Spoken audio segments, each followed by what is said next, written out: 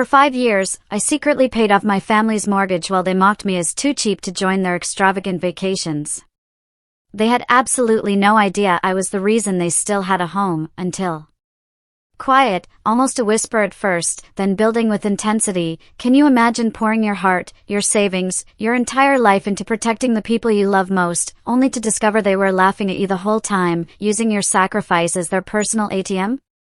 Pause, voice tight with disbelief. That's my story.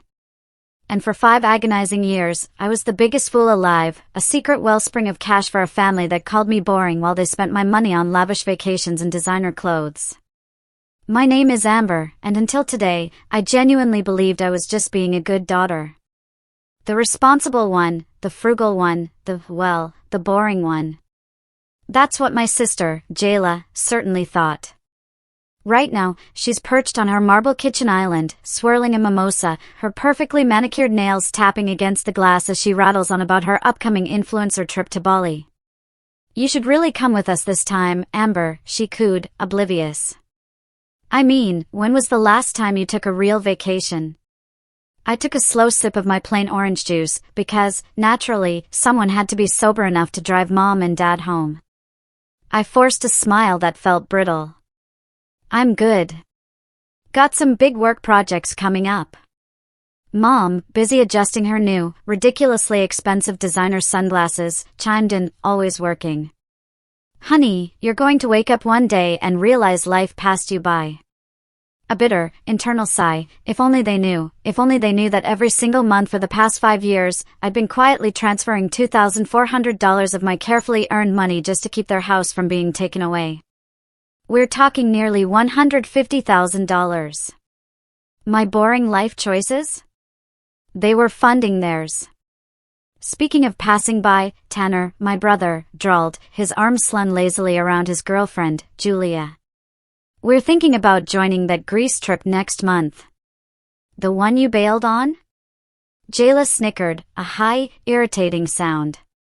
Amber would probably rather buy bulk toilet paper than swim in Santorini. Everyone laughed. Everyone, even Dad, who, in theory, should have known better, joined in, helping himself to more of the expensive brunch spread. A spread I was pretty sure Jayla had charged her already maxed out credit card. I just prefer being practical, I said, the words tasting like ash in my mouth. Pause, speaking of which, Dad, did you need me to stop by later? You mentioned something about the house. He waved a dismissive hand. No. All sorted. Just a minor repair thing. But I caught the quick, furtive glance Mom shot him. After 5 years of meticulously tracking their cell signals, their desperate pleas for temporary help, I'd become fluent in their silent language of financial desperation. You sure? I pressed, trying to keep my voice even. I don't mind. Oh, look at these photos from the spa day. Mom interrupted, pulling out her phone. Jayla treated me last weekend. Wasn't that sweet of her? Voice tight with irony, sweet, right? The spa day that probably cost what I'd wired to their mortgage account just last week. The brunch dragged on. A parade of humble brags and pointed jabs at my sensible lifestyle. I sat through it all, my mind racing, mentally calculating how many overtime hours I'd work to keep their lights on while they planned their next luxury purchase. Later that evening, I drove them home. Mom was tipsy, gushing about Jayla's natural gift for living life to the fullest. Dad was unusually quiet. I'll help you get her inside, I offered, pulling into their driveway. No need, Dad said quickly, almost too quickly. You've done enough today. A dry, bitter laugh in my head. He had no idea how true that statement was. I should have left then. Should have driven straight home to my modest apartment with its sensible furniture and carefully budgeted life. But then I remembered Dad mentioning he needed his old drill, and I knew exactly where it was, in his desk drawer in the garage. The garage was dim and cluttered when I entered. Dad's desk sat in the corner, a relic from his contractor days, before everything fell apart. I pulled open the drawer, and there it was. Not the drill, but a stack of papers that made my blood run cold. Foreclosure notices. Bank warnings. Final demands. All dated months before I started helping them. Voice shaking with disbelief, they knew. They'd known exactly how bad things were when they first started dropping hints about temporary financial help. They'd let me believe I was preventing a crisis, when in reality, I was cleaning up a mess they'd hidden from me. All while they watched me sacrifice, save, and strain, and then mocked me for it. My phone buzzed. A text from Jayla. Thanks for coming to brunch, sis. By the way, Mom's treating us to a shopping spree tomorrow with her surprise bonus. Sure you don't want to join? Maybe we can find you something that isn't from the clearance rack. I stared at the message, then back at the damning papers in my hand. Mom's surprise bonus. My mortgage payment. Their jokes. My sacrifices. Pause, a hardening in my voice, something shifted inside me. Like a gear finally clicking into place. I carefully returned the papers to the drawer, closed it softly, and walked out of that garage. For 5 years, I'd been the family joke while also being their financial savior. But as I drove home in my 6-year-old Honda, the one Tanner loved to call my starter car, I realized something chilling. I wasn't laughing anymore. And soon, a low, dangerous tone, neither would they. The bank statements, spread across my dining room table, told a story. A story that made me sick to my stomach.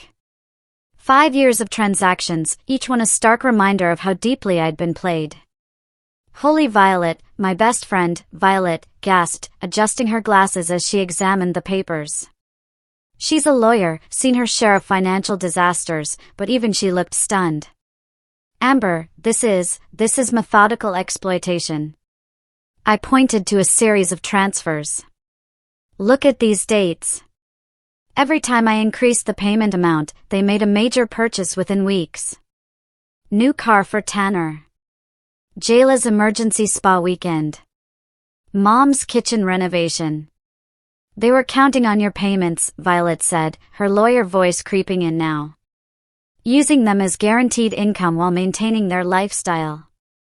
Have you calculated the total? $144,800, I replied, the number burned into my brain. Not counting the extra emergency amounts they'd ask for occasionally. My phone buzzed. Another text from Jayla. OMG, sis. Just landed my biggest influencer deal yet.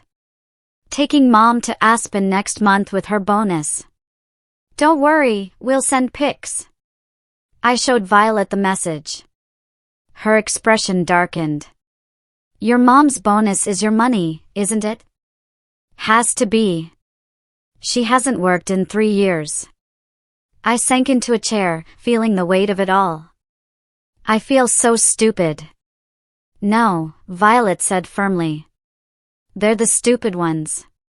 They've left a paper trail a mile wide. What are you going to do? Before I could answer, my phone rang. It was Dad. Hey, sweetie, he said, his voice carrying that familiar note of forced casualness. Quick question. Remember that little extra help you've been giving us? Any chance we could bump it up a bit? Property taxes are due. And with Tanner's new business venture, my throat tightened. What business venture? Oh, he's got a great opportunity. Something with cryptocurrency. Just needs some startup capital.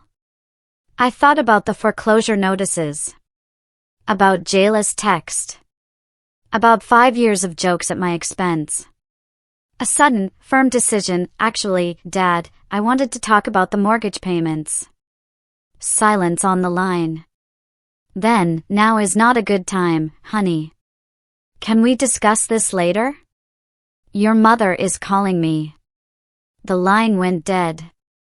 Coward, Violet muttered. I pulled up my banking app and started doing calculations. I could have bought my own house by now. Instead, I'd been paying for theirs while they treated you like their personal piggy bank, Violet finished. She pulled out her laptop. Let's document everything. Bank statements, text messages, emails. Anything showing the pattern. We spent hours building the file. Every transaction told another part of the story. My deposit dates perfectly matching their extravagant purchases. Their carefully timed emergency requests coinciding with vacations and shopping sprees. My phone kept lighting up with family messages. Mom, darling, have you seen Jayla's amazing news? She's doing so well. Wish you'd let yourself enjoy life a little more like her. Tanner, hey sis, got a fantastic investment opportunity. Guaranteed returns. Need about $20,000 to get in on the ground floor. Let me know. Julia, Tanner's girlfriend girl, you should really join us for dinner soon. Tanner says you're amazing with financial advice. I silenced the phone and looked at Violet. They're never going to admit what they did, are they? People like this rarely do, she said, closing her laptop. But you have options. We can start with a formal demand letter. No, I interrupted, an idea forming, cold and sharp. I want something more personal. What are you thinking? I pulled up the family group chat where they were all gushing about Jayla's influencer deal and Mom's upcoming Aspen trip. They love an audience, I said, typing out a response. So, I'll give them one. I hit send. Let's do dinner at the house next Saturday. My treat. I have some exciting news to share. The responses flooded in immediately. Mom, finally. Are you seeing someone? Jayla, OMG. Did you actually buy something fun? Tanner, free dinner? I'm in. They think I'm going to announce some life change they can mock, I explained to Violet. Instead, I'm going to show them exactly who's been keeping their perfect little world afloat. A dark glint in my eye, and then, I'm going to let it sink. Violet grabbed her purse, heading for the door. She paused, turning back. Just be prepared. When people like this get exposed, they don't get sorry. They get mean. I nodded, already knowing what was coming. But for the first time in 5 years, I wasn't afraid of their reaction. A determined breath, I was counting on it. The week before the dinner, I decided to dig deeper into the house records. What I found made my previous discoveries look like pocket change. You've got to be kidding me, I muttered, staring at the county records website. 3 equity loans. Taken out on the house since I started paying the mortgage. All under Tanner's name. My brother, the eternal entrepreneur, had been using the house as his personal credit line while I kept the lights on. My phone rang. Mom calling. I almost ignored it, but something made me answer. Honey, about Saturday's dinner, she started, her voice syrupy. I was thinking maybe we should do it at that new bistro downtown instead. The house is a bit, well, you know how your father gets about cleaning. No, Mom, I kept my voice steady, betraying none of the fury bubbling inside. It needs to be at the house. Trust me. Well, if you insist. Though I don't know why you're being so mysterious about this announcement. You're not pregnant, are you? Because honestly, darling, in your situation, she trailed off. My situation, you know what I mean? Single, focused on work. We worry about you, sweetie. You work so hard, but what's it all for if you're not living? The irony almost made me laugh. Almost. I'll see you Saturday, Mom. I hung up and pulled up Instagram where Jayla's latest post showed her lounging by a hotel pool. Sometimes you just need a mental health day. Hashtag self-care, hashtag soularchblessed. The timestamp? Yesterday. When I was covering their property tax payment. A memory hit me. 3 years ago, right after Dad's contracting business failed, I'd just gotten a promotion and mentioned maybe buying a condo. Oh, honey, Mom had said, her voice dripping with concern. But who would help us with the house? We're not getting any younger, and you know how your father's pride works. He'd never accept help from strangers, but he'd accept it from me, as long as it was secret. As long as they could pretend. My doorbell rang. It was Tanner, unannounced as usual. "Sis," he hugged me before I could stop him. "Was in the neighborhood. Thought I'd drop by." "Really?" I asked, a tight smile on my face. "This far from your usual spots?" He laughed, making himself at home on my couch. "Can't a brother visit?" "Actually, about that investment opportunity, the crypto thing, better, NFTs, ground floor opportunity. Just needs some startup capital." He pulled out his phone. "Look at these projections." "How much?" I asked, my voice flat. "Just 25K. I know it sounds like a lot, but, like the equity loans?" The words slipped out before I could stop them. He froze. "What?" "Nothing," I forced a bigger smile. "Tell me more about these NFTs." He launched into his pitch, but his eyes kept darting around, nervous. He knew I knew something. My phone pinged with a notification. Jayla had posted again. "Shopping therapy with my amazing mom. #blessed #mother-daughter goals." Attached was a photo of them at some luxury boutique, mom modeling an expensive-looking dress. "Hey," Tanner said, noticing my expression. "You okay? You seem different lately." "Do I?" I raised an eyebrow. "Maybe I'm just tired of working so hard." He shifted uncomfortably. "Yeah, you do work a lot. We worry, you know. All that stress isn't good for you." A harsh, internal laugh. Funny how no one worried about my stress when I caught myself. "Never mind.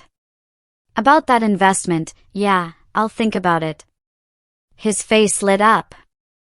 "Really?" "Because I already told some people you were in." I said I'll think about it. My tone made him stand up. "Right. Well, let me know before Saturday. Speaking of which, what's this big announcement?" "Mom thinks you're either pregnant or joined a cult." I walked him to the door. "You'll find out Saturday." After he left, I checked my bank account. Another automatic transfer to their mortgage was pending.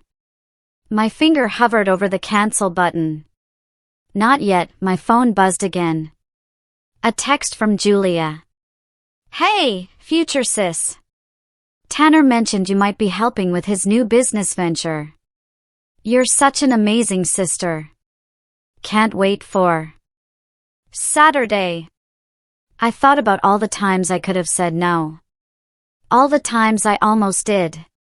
The day I got approved for my own mortgage, but cancelled it because Mom called crying about their heating bill. The vacation I cancelled when Tanner needed emergency car repairs. The savings account I drained when Dad's business failed. Each time, I convinced myself it was temporary. Each time, I told myself, that's what family does. But family doesn't do this. I opened my laptop and started preparing the files I'd need for Saturday. Bank statements. Loan documents. Property records.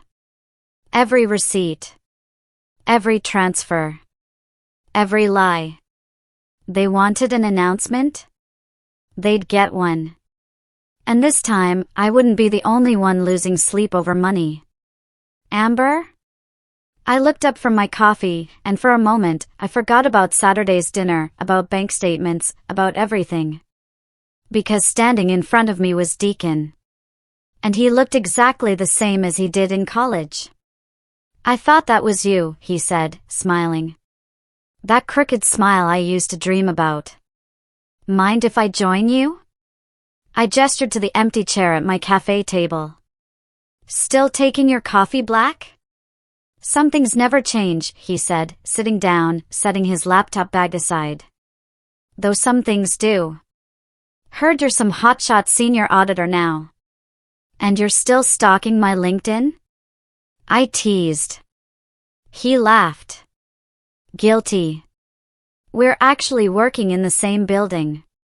I saw you in the lobby last week, but you seemed preoccupied. A wry smile, probably the day I found the foreclosure notices. Yeah. Just family stuff.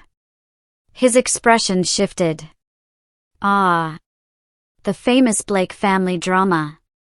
Still playing ATM for them? I nearly choked on my coffee. How did you? That night in senior year, he remembered, his gaze gentle. When you got that call from your mom about their heating bill. You canceled our weekend trip to cover it. He stirred his coffee. Some patterns are hard to break. You knew back then?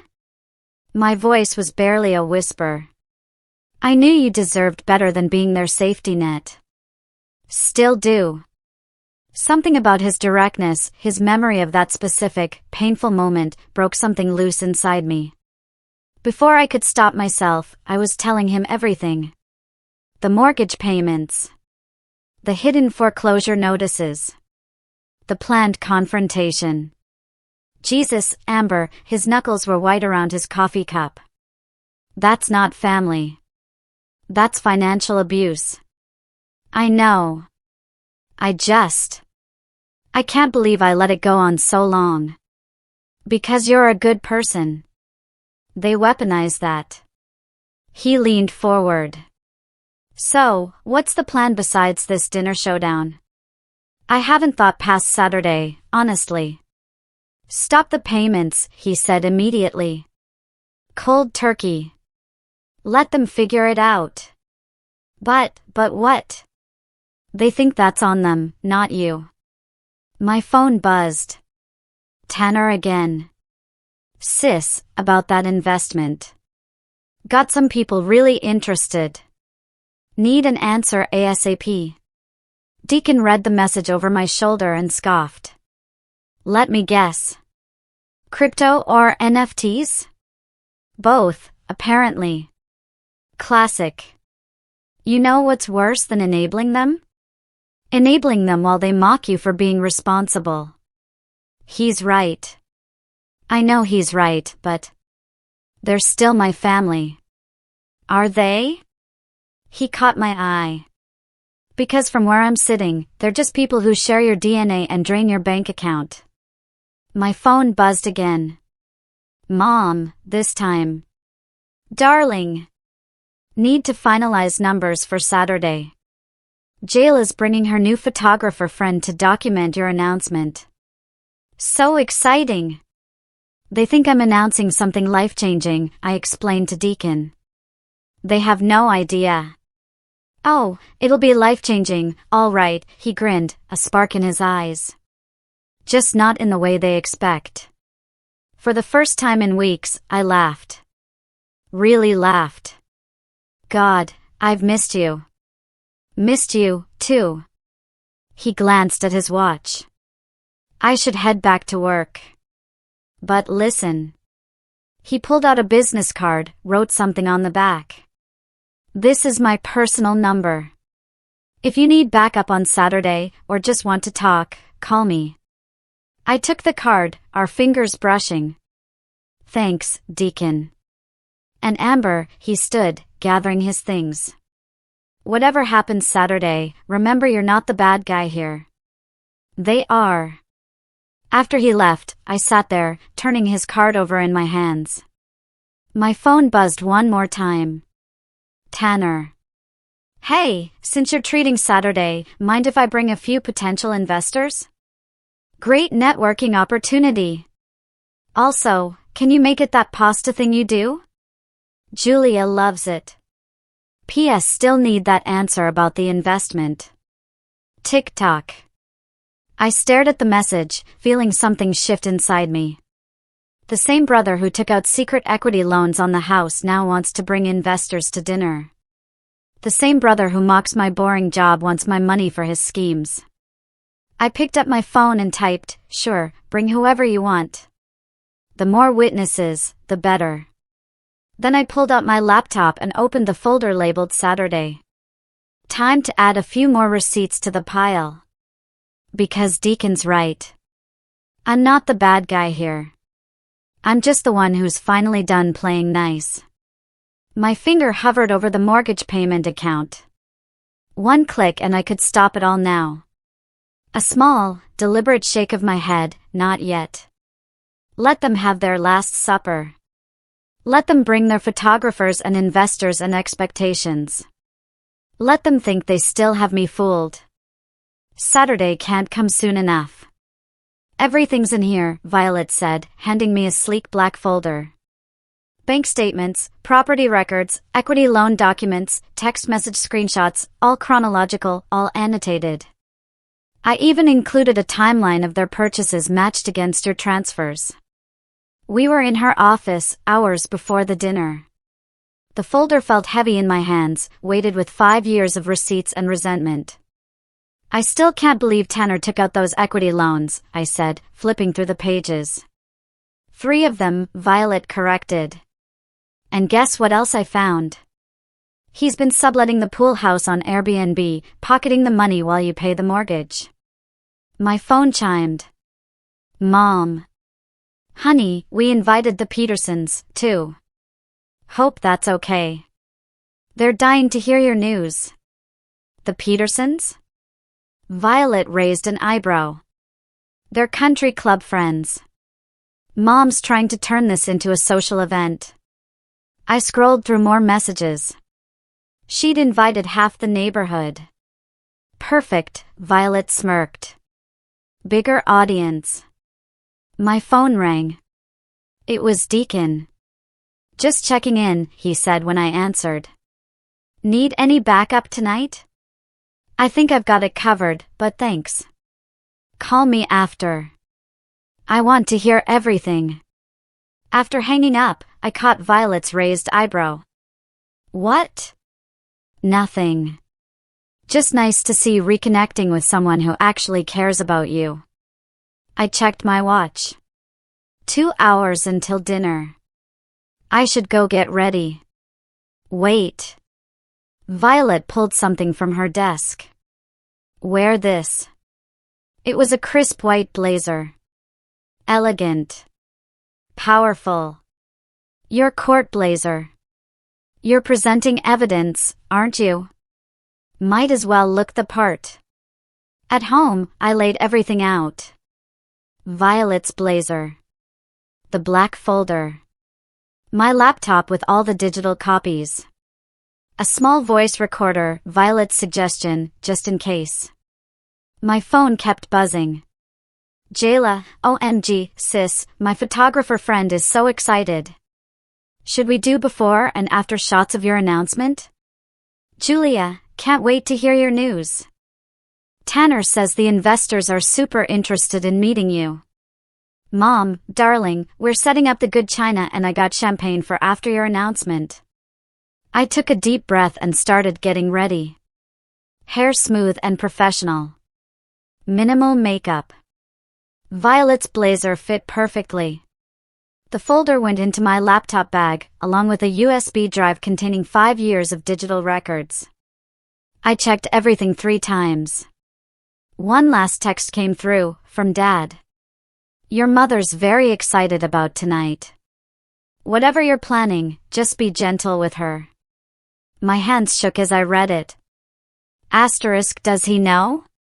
Has he figured it out? Asterisk, too late now.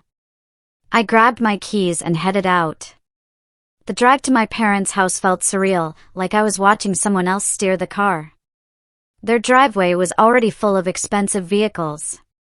Looks like Mom really did invite everyone. Through the front window, I could see people milling around. Jayla's photographer friend was setting up lights. Tanner was talking animatedly to a group of men in business casual, must be his investors. My phone buzzed one last time. It's Deacon. Remember, you're not the bad guy. Give them hell. I touched the folder in my bag, straightened Violet's blazer, and walked to the door. Before I could knock, it swung open. There's my baby. Mom pulled me into a perfumed hug. Everyone's been asking about you. Come in, come in. The house was packed. I recognized the Petersons, some neighbors, faces from Mom's social circle. Jayla was holding court by the fireplace, posing for her photographer. Tanner immediately waved me over to his group. Sis, perfect timing. These gentlemen were just asking about investment opportunities. Later, I cut him off. Let's eat first. Mom clapped her hands. Yes. Everyone to the dining room. Amber, darling, we put you at the head of the table. Since it's your special night. I followed the crowd into the dining room. The table was set with the good china, crystal glasses sparkling, name cards marking each place. Fresh flowers everywhere. All paid for with my last mortgage payment, no doubt. Speech, someone called out as we settled in. Tell us the big news. Yes, honey. Mom beamed. Don't keep us in suspense. I looked around the table. At Mom's expectant smile. At Dad's nervous eyes. At Jayla's camera-ready pose. At Tanner whispering to his investors. My hand touched my laptop bag. Actually, I said, standing slowly. My voice was calm, steady. I do have something to share with everyone. The room quieted. Phones came out to record. The photographer raised her camera. I unzipped my bag and pulled out the black folder. It's about the house, I continued, watching their faces. And some very interesting financial records I found. Mom's smile flickered. Dad went pale. Tanner stopped mid-whisper. A cold, internal voice, time to burn it all down. Before I begin, I said, opening the folder, every movement deliberate.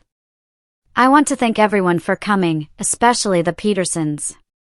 You've known our family for what, 20 years now? Mrs. Peterson nodded, beaming. We wouldn't miss your big announcement for the world, dear. Perfect.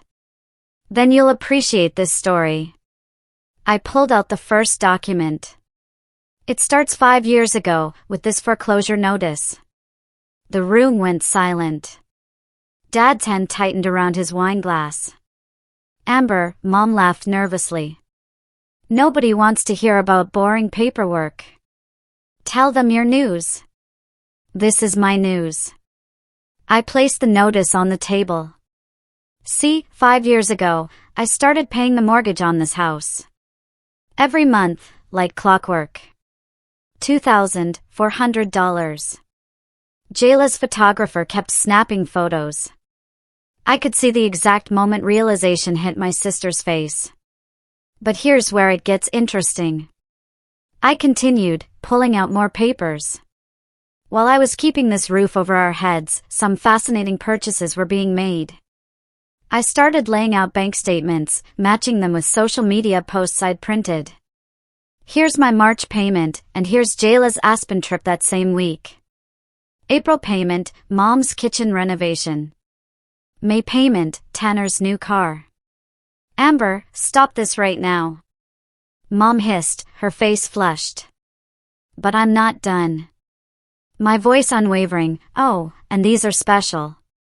I pulled out the equity loan documents. 3 separate loans, taken out against the house. The same house I've been paying for. Want to explain these, Tanner? My brother stood abruptly. This is ridiculous. We're here for a celebration. We're celebrating, I cut him off, my voice sharp. We're celebrating the end of this arrangement. One of Tanner's investors cleared his throat. Perhaps we should step out. No, I said, looking directly at him. Please stay. You should know who you're potentially investing with. Someone who takes out secret loans on property they don't pay for, then tries to scam his sister for crypto money. That's enough. Dad slammed his hand on the table. Glasses rattled. You're right. It is enough. I pulled out my phone, opening my banking app, which is why I just canceled the automatic mortgage payment. A beat of silence, then my voice cutting through it. For the first time in 5 years, this house is your problem again. Mom started to cry. Her practiced, theatrical sobs. How could you do this to us? To your family? Family? I laughed, a harsh, humorless sound. Was it family when you mocked my boring lifestyle while spending my money? Was it family when you hid the foreclosure notice and manipulated me into paying your debts? Jayla stood up, wobbling slightly from wine. You're just jealous because I actually made something of myself. You made Instagram posts with my mortgage payments. My voice rose, cutting through the murmurs. Every time I transferred money to save this house, you were at a spa or on vacation or buying designer clothes. The photographer's camera kept clicking. Asterisk good. Let her document this, asterisk Mrs. Peterson. Mom turned desperately to her friend. You see how she's treating us? After all we've done, all you've done? I pulled out one final document. Here's the total, $144,800. That's what I've paid while you lived your Instagram perfect lives. While you called me boring, frugal, a workaholic. The room erupted in whispers. Tanner's investors were already heading for the door. The Petersons exchanged horrified glances. And you know what the worst part is? I looked directly at my parents. You knew. You knew exactly what you were doing. Every time you asked for money, every time you watched me cancel my own plans to cover your bills, every time you laughed at my cheap lifestyle, you knew. Julia, Tanner's girlfriend, suddenly stood. I think I should go. Stay, I told her. You should see who you're really dating. A man who sublets the pool house on Airbnb while his sister pays the mortgage. More guests started to leave. Mom's mascara was running. Dad wouldn't meet my eyes. Amber, Jayla tried one last time. You're making a scene. No, I said, my voice resolute. I'm making things clear. The payments stop now. The lies stop now. The manipulation stops now. I gathered my things, feeling lighter than I had in years. Oh, and Mom, that champagne you bought for my announcement? Put it on my tab. It'll be the last one. I walked toward the door, then turned back one final time. The table was a tableau of shocked faces, spilled wine, and scattered evidence of their betrayal. You know what's funny? All these years, you thought I was boring because I was careful with money, because I worked hard and lived within my means. But the real joke? I could have had everything you pretended to have. I just chose to save your house instead. I straightened Violet's blazer. Dinner's over. Good luck with the mortgage. The photographer caught one last shot as I left, head high, walking away from the ruins of their carefully constructed lies. Behind me, I heard Mom wail. What will people think? For the first time in 5 years, that wasn't my problem anymore. The aftermath hit in waves. First came the texts. A tsunami of family meltdown. Mom, how could you humiliate us like this after everything we've done for you? Jayla, hope you're happy. My photographer posted everything. My sponsors are dropping me. Tanner, you ruined my investment deals. This isn't over. Dad, we need to talk. Please. I blocked their numbers one by one. Deacon showed up at my apartment an hour after the dinner, holding takeout and wearing a concerned expression. Violet called me. Said you might need a friend tonight. Come in, I said, realizing I hadn't eaten anything since morning. It's done. How bad? Nuclear.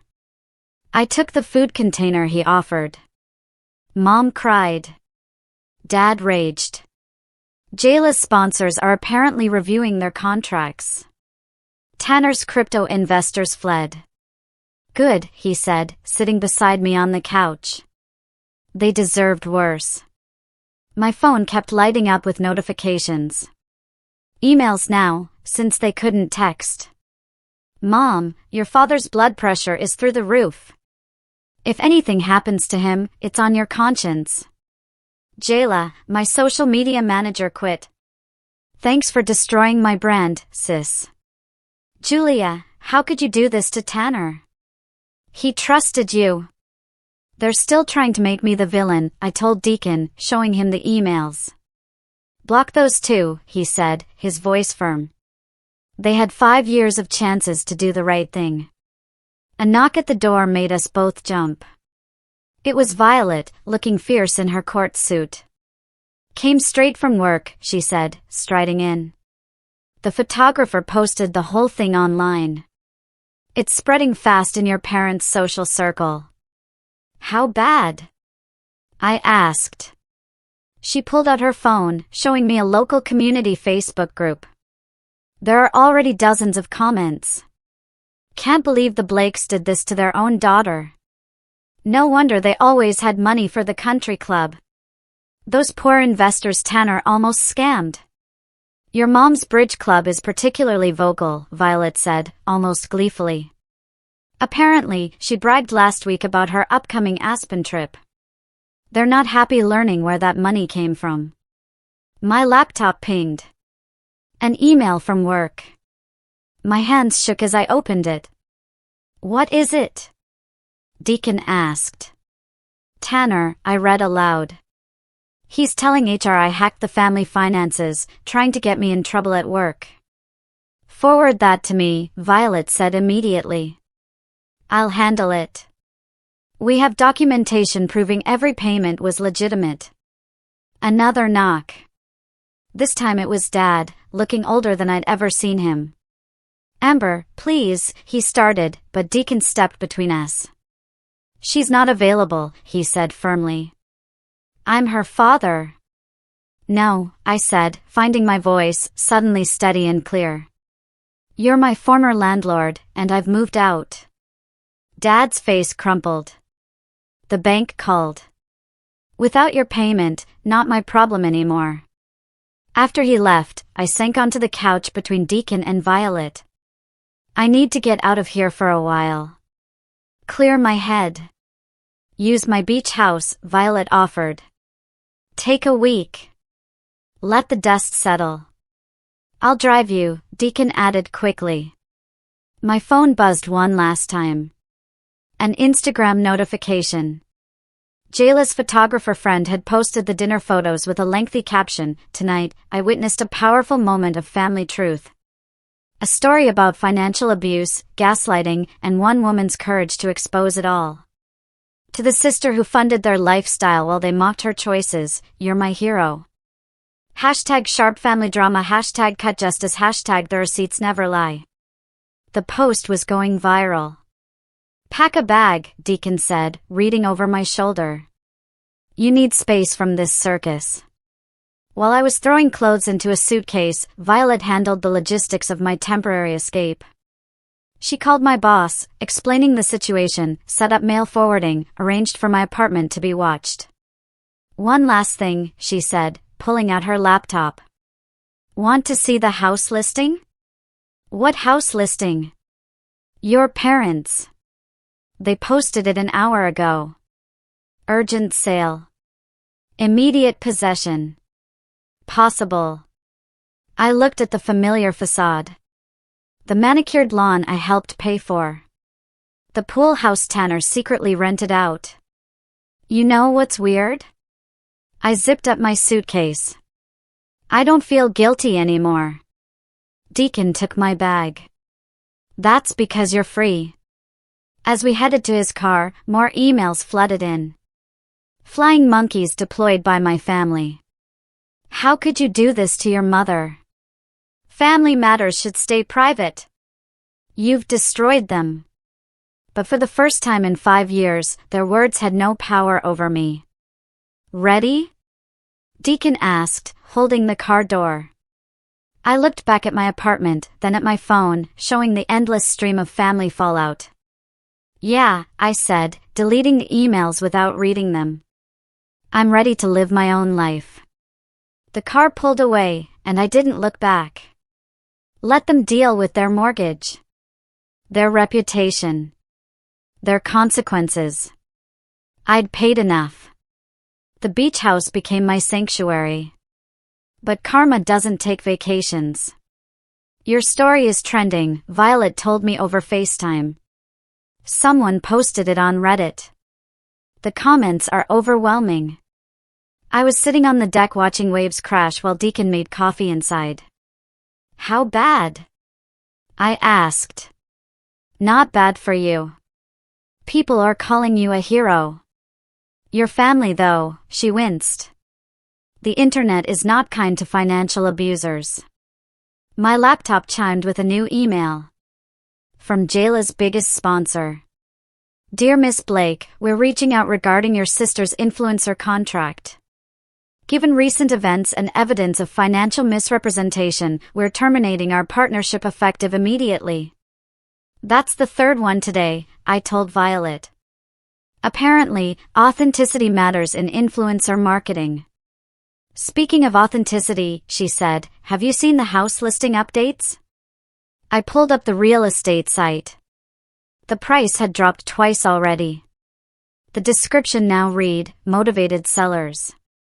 All reasonable offers considered. They're desperate, Violet explained. The bank's pushing for immediate payment after those equity loans were exposed. Deacon came out with coffee, catching the end of our call. After Violet hung up, he sat beside me. Any regrets? He asked. Only that I didn't do it sooner. My phone rang, an unknown number. Usually, I'd ignore it, but something made me answer. Is this Amber Blake? A woman's professional voice asked. I'm a producer with National Public Radio. We're doing a story on hidden financial abuse in families, and your story has caught our attention. I looked at Deacon, who nodded encouragingly. Actually, I told the producer, I think this is a story that needs to be told. The interview aired the following week. I told everything. The manipulation. The mockery. The secret payments. The producer asked hard questions about family loyalty and financial boundaries. What would you tell others in your situation? She asked. Stop setting yourself on fire to keep toxic people warm. The response was immediate. My inbox filled with messages from others sharing similar stories. Daughters, sons, siblings, all trapped in cycles of financial abuse masked as family duty. Then came the email from Julia. I left Tanner after seeing those documents. How could I stay? He tried to convince me you were lying, but the proof was right there. Thank you for opening my eyes. Deacon read it over my shoulder. One life saved already. Maybe more, I said, showing him another message. This one from Mrs. Peterson.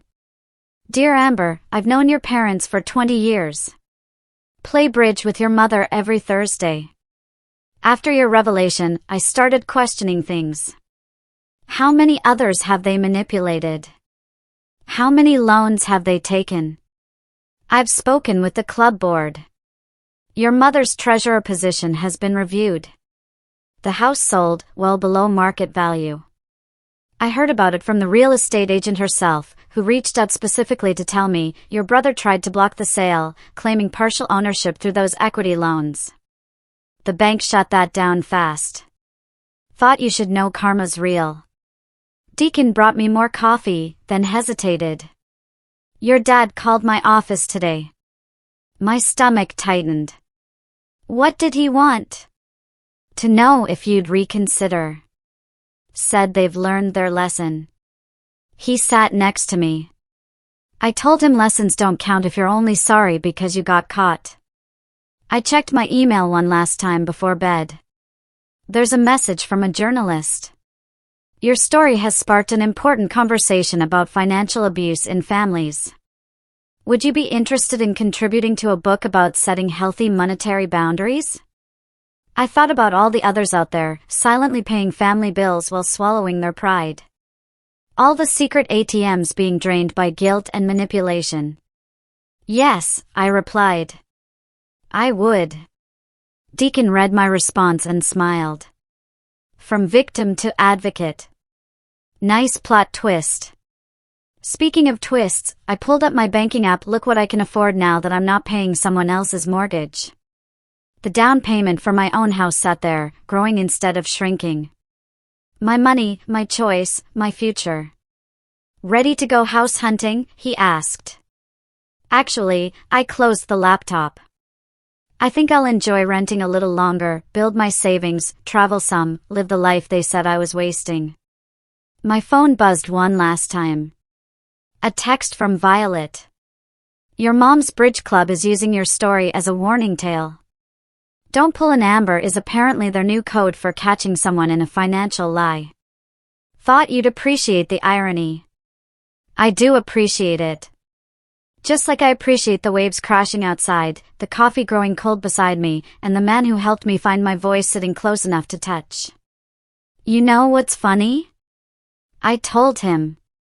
I spent 5 years saving their home, but I ended up saving myself instead. He took my hand, and I let him, because that's the thing about breaking free. It makes room for something better to begin. Voice softens, but holds a note of strength and reflection. This whole journey, it was brutal, heartbreaking, and ultimately, the best thing I ever did for myself. But I can't help but wonder, if you were in my shoes, faced with years of hidden betrayal from your own family, what would you have done differently? Have you ever had to draw a line in the sand with the people you love? Tell me what you think, I really want to know.